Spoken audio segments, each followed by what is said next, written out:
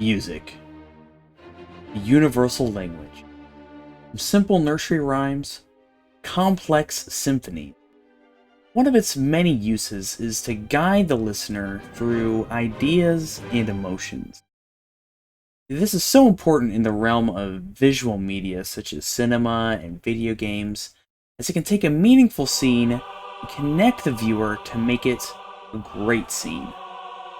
In this video, I, DaCapybara, will attempt to act as your translator to the universal language and analyze what makes a soundtrack legendary. Today we're going to talk about 5 reasons why The Great Sea is my current favorite Legend of Zelda song. Let's jump into it.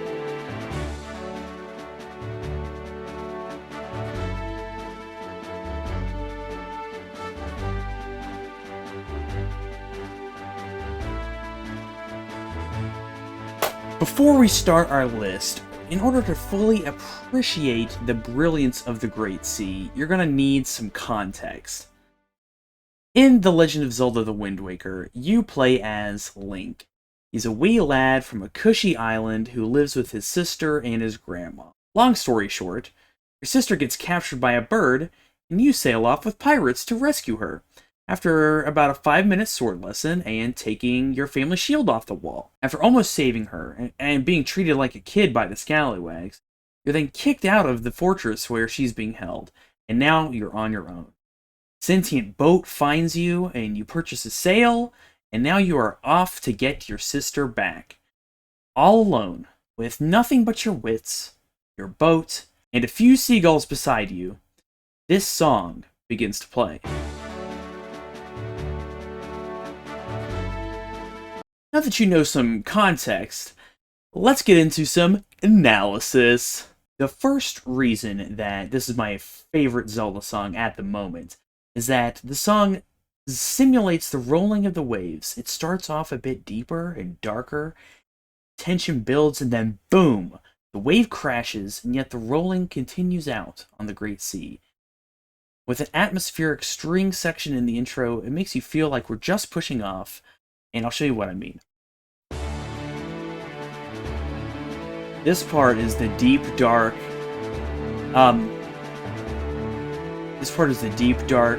rolling. It goes up and down, and then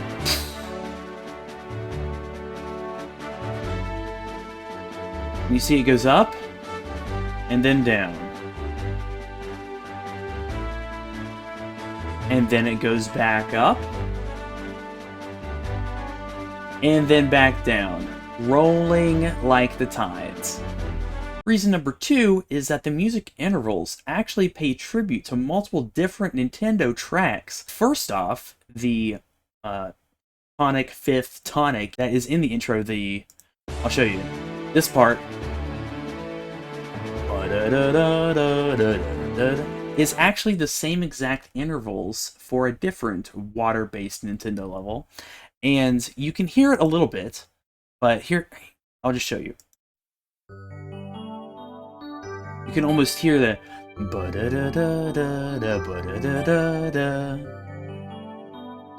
going up just like the tides is also in this song.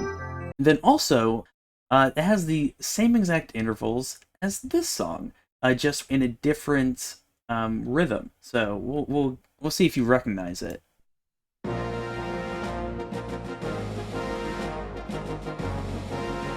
And this is the part of the main hug right here. Bum, bum. And that part is the exact same part as this part. Hold on. Bum. Ba-da-da-da-da. Bum, bum, bum, bum, bum. It's the exact same intervals as the Legend of Zelda theme song. This illusion harkens back to the original nostalgia of The Legend of Zelda, also letting the player know that, although it's still a Zelda game, this is a brand new thing.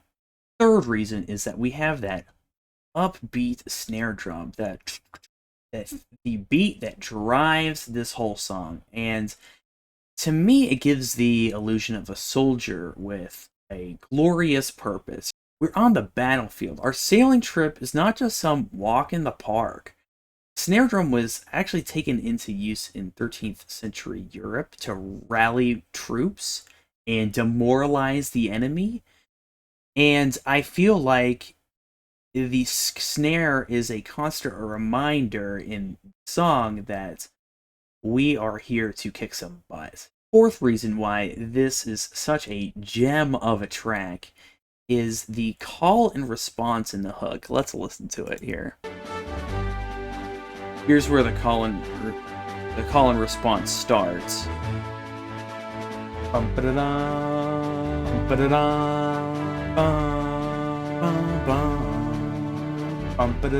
the call and response is interesting to me because it makes me think of like the call of adventure. Okay, so the fifth reason why this is my favorite Zelda song is there's triumphant trumpets with the main hook. When they jump in, they are proud and happy. The way the song is structured is there's that rolling intro, and then the whole song also just rolls itself. And then there's that triumphant trumpets hook. So the hook, the main melody of the song that always gets stuck in your head.